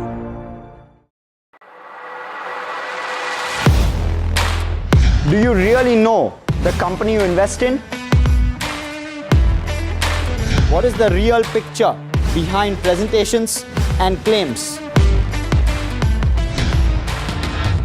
Is the outlook as rosy as the company claims?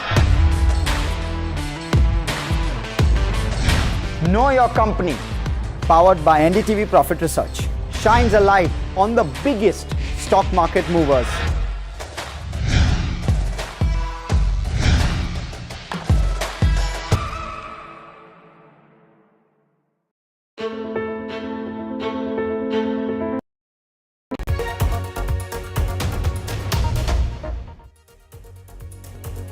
In a big infrastructural push, Prime Minister Narendra Modi is going to, in fact, inaugurate the station, in fact, Yojana as far as the government is concerned, which will entail complete modernization of 86, in fact, stations across 18 states and union territories, aiming to modernize these railway stations under the Amrit Bharat Station scheme.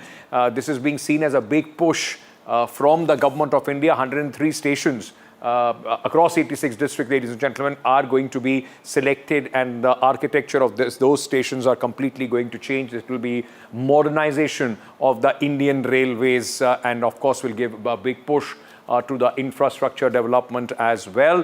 My colleagues have gone across various stations, have taken a sense of what are the things that are going to change. Ratnadeep Chaudhary and Uma Sudhir are joining us at this moment. Uma, coming to you first. You're coming to us from a railway station. What is going to change when under the Amrit Station Yojana, and what are the programs that the government is going to implement? So very ambitious plan, 1,300 stations across the country is what the plan, long-term plan is, and in a very short time, 103 stations are ready for inauguration by the Prime Minister, and one of them is this Begumpet station in the heart of Hyderabad, which is in fact one of the 3 stations, Karimnagar, Warangal and Begumpet. And what you see there is in fact that those new lifts and escalators that have been made as part of the passenger facilities, making it much more passenger friendly, and all of it looking of course very modern. This waiting, quite enthusiastic youngsters at the station. So there you have a waiting hall as well for people to wait. So if you would think it looks like an airport where you can have everything. The other side you have the new kind of counters, all of them, the signatures, all of them have been developed in a modern manner in order to make it passenger friendly, environment friendly as well. And what is even more interesting is the cultural touch that has been given at each of those stations. What you can see there is those Indian rollers, what are called blue jay, or what is the state bird of Telangana. That is part of the culture of Telangana. There's a Kakatiya style that's been given, and you can see on the other side actually the rock landscaping that's been done, the green landscaping as well in all the circulating area, many more amenities. And in the rock formation area, they've used the natural rock formations there and even created a seating area. So this, all of it looking very modern, very up to date. And the plan is that in Telangana alone 40 railway stations have been sought to be developed in this manner at a cost of 2,750 crore rupees. Yes. And here in the 3 stations that have now been developed, it has been happening at a cost of about 76 crore rupees. Back to you. So that's, it's raining there. The station looks sort of brand new at this moment. Good to see that facilities have been upgraded there from where Uma is reporting at this moment. Ratnadeep, hang on for a moment. Harsha is also joining us. Let me go to her first. Ladies getting that preference there. Harsha, it's in Bikaner where the Prime Minister, in fact, is going to inaugurate. It's going to be video conferencing for other stations as well. What are the kind of preparations? And Uma was showing us a new glimpse of the railway station there. What is how the Bikaner station has changed? Just give our viewers a glimpse. Well, for here, really, of course, the Deshnok station is a small station in a 3-tier city. That's got a big makeover. But where we are in Bikaner town, and remember, this is a border area. So actually, apart from the Amrut Bharat, there is a lot of excitement after Operation Sindoor that the Prime Minister is coming to a district like Bikaner. भैया PM यहाँ पर कर आ रहे हैं. हमने देखा है कि ऑपरेशन सिंदूर को लेकर काफ़ी आप लोग का बॉर्डर एरिया भी है. तो आप लोग कैसे देखते हैं प्रधानमंत्री की विजिट को? सर कल आ रहे हैं, हमें बहुत खुशी है इस चीज़ की. और जो ऑपरेशन सिंदूर हुआ है बहुत ही शानदार हुआ है. बॉर्डर एरिया होते हुए भी कोई रिस्क नहीं हुआ बीकानेर के अंदर. ये सबसे बड़ी काबिल तारीफ़ है. और सर का कल जो दौरा है उसके लिए भी बहुत ज़ोरदार व्यवस्थाएं चल रही है और जनता बहुत समर्थन करेगी इस चीज़ में. जो आपको रेलवे स्टेशन मिल रहा है देशनोक में भी एक एक्स्ट्रा वो है, तो उससे क्या फ़र्क पड़ेगा आपको लगता है? कुछ ट्रैफिक कंजेशन में ईज? उसके बहुत बड़ा फ़र्क पड़ेगा. माननीय प्रधानमंत्री जी देशनोक आ रहे हैं और ये सूरों की धरती है, देवी की धरती है, शक्ति की धरती है. माँ करनी और तनोट जो है फौजी के साथ लड़ती है. उस वजह से प्रधानमंत्री जी माननीय यहाँ पे पहुँच रहे हैं और देशनोक माता के दर्शन भी करेंगे. और जो है अपने रेलवे स्टेशन बन रहा है उससे बहुत कनेक्टिविटी फर्क पड़ेगा. जो ट्रेन का फर्क पड़ेगा. कल काफ़ी ट्रेनों का होना. 26,000 करोड़ की योजना जो है कल प्रधानमंत्री अपने हाथ से करने वाले हैं. जय. भैया आप लोग बताइए कैसा लग रहा है PM यहाँ पर आ रहे हैं? बहुत शानदार लग रहा है, एकदम अच्छा. I think it was important to bring the public sentiment across to you as to what people here are feeling, because of course the rail connectivity will improve, but apart from that it's a huge morale booster for a border state like Bikaner, which was under fire during Operation Sindoor. Absolutely, and this will be the first civilian area that the Prime Minister would be visiting after Operation Sindoor. Remember, he went to the Adampur Air Force Station, but Bikaner would be the first border town that he would be, in fact, visiting after the operation has, although technically the operation is still going on, but as the ceasefire has been, in fact, observed between both. Ratnadeep, let me come to you very quickly. In Assam also, there is one station which is coming under this scheme. What are the changes that have been done to the station, and which one is that? That's right. In fact, in Assam, and entire northeast, there is one station which has been revamped. In fact, it is going to be virtually inaugurated. That station is in Nagaon district. It's known as Hybergaon, and I'm coming to you though from the Guwahati railway station. Behind me you can see a British era steam engine, and just like this British era steam engine, the Hybergaon railway station is also 138-year-old, a British era railway station which has been now given a complete modern look. I'm sure we are playing out those visuals of that railway station which has been completely revamped. It